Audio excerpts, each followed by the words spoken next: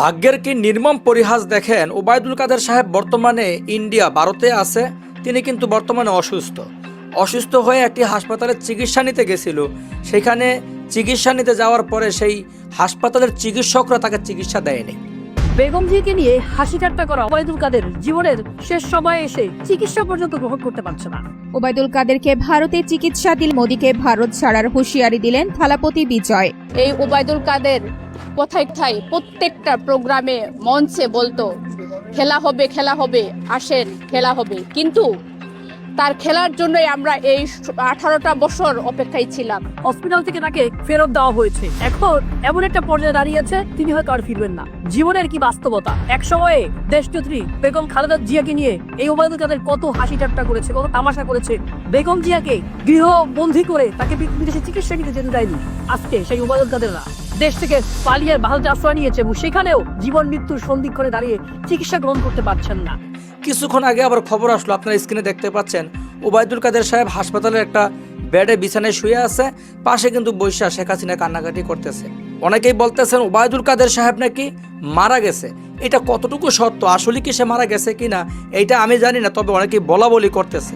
দর্শক, ওবায়দুল কাদেরের এই বিষয়টা নিয়ে এই দুজন ব্যক্তি মশিউর রহমান এবং পাশে যে মহিলাকে দেখতেছেন তিনি গুরুত্বপূর্ণ কিছু কথা বলছেন। তাদের এই কথাগুলো শুনলেই আপনারা ক্লিয়ার হয়ে যাবেন ওবায়দুল কাদেরের বর্তমান পরিস্থিতিটা কি, আসলে সে মারা গেছে কিনা এবং কি মারা গেলে কোথায় আছে, কোন জায়গা তাকে মাটি দেওয়া হবে, এইটা তারা খোলাসা করে বলছেন। চলুন তাদের কথাগুলো শুনি।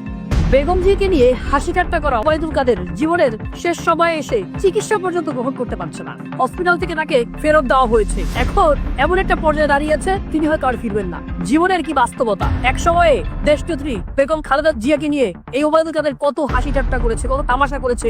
বেগম জিয়াকে গৃহবন্দী করে তাকে বিদেশে চিকিৎসা নিতে যেতে দেয়নি। আজকে সেই ওবায়দুল কাদেররা দেশ থেকে পালিয়ে ভারতে আশ্রয় নিয়েছে এবং সেখানেও জীবন মৃত্যুর সন্ধিক্ষণে দাঁড়িয়ে চিকিৎসা গ্রহণ করতে পারছেন না। এই জন্য বলে যে মাকারাল্লাহু ওয়া মাকারাল্লাহ ইন্নাল্লাহা খায়রুল মাকিরিন। আল্লাহ হচ্ছে উত্তম ষড়যন্ত্রকারী। আল্লাহ জমিনে যত বেশি ষড়যন্ত্র করো কোনো কাজ নাই, আল্লাহ থেকে বড় ষড়যন্ত্রকারী কেউ নাই। দেখুন, আল্লাহ ছাড় দেন কিন্তু ছেড়ে দেন না। যে ওবায়দুল কাদের একসময় বেগম জিয়াকে নিয়ে হাসি ঠাট্টা করতেন, সেই ওবায়দুল কাদের আজকে জীবন মৃত্যুর সন্ধিক্ষণে দাঁড়িয়ে চিকিৎসা পর্যন্ত গ্রহণ করতে পারছে না। আমরা আপনাদেরকে বলতে চাই, আজকে যারা আগামী বাংলাদেশে ক্ষমতায় যাবেন বলে ভাবছেন তাদেরকে বলতে চাই, আপনি ওবায়দুল কাদেরকে দেখে, শেখ হাসিনাকে দেখে আপনি জীবনে শিক্ষা নেন যে আপনি ক্ষমতায় আসার পরে আপনি ওবায়দুল কাদের যা করেছে, শেখ হাসিনা যা করেছে, সেই ধরনের কার্যক্রম আপনি করবেন কিনা। যদি করেন আপনার পরিণতিও কিন্তু ওই ওবায়দুল কাদেরের মতো হতে পারে, ওই শেখ হাসিনার মতো হতে পারে। এই জন্য ক্ষমতায় যাওয়ার আগেই আপনাদেরকে দৃঢ় প্রতিজ্ঞ হতে হবে। আপনি এনসিপি করতে পারেন, আপনি জামাত করতে পারেন, আপনি বিএনপি করতে পারেন, কিন্তু the cause is that Bangladesh first, country first. এই মোটো নিয়ে যদি আপনি মনে করেন যে ডেমোক্রেসিতে আপনি সরকারে এসছেন, 5 বছর দেশের সেবা করবেন, আবার চলে যাবেন, আপনি দুর্নীতি করবেন না, আপনি অন্যায় করবেন না, আপনি অনিয়ম করবেন না, আপনি জালিম হবেন না, আপনি জুলুম করবেন না, আপনি ফ্যাসিস্ট হবেন না, তাহলেই কেবল আপনাকে দেশ ছেড়ে পালাতে হবে না।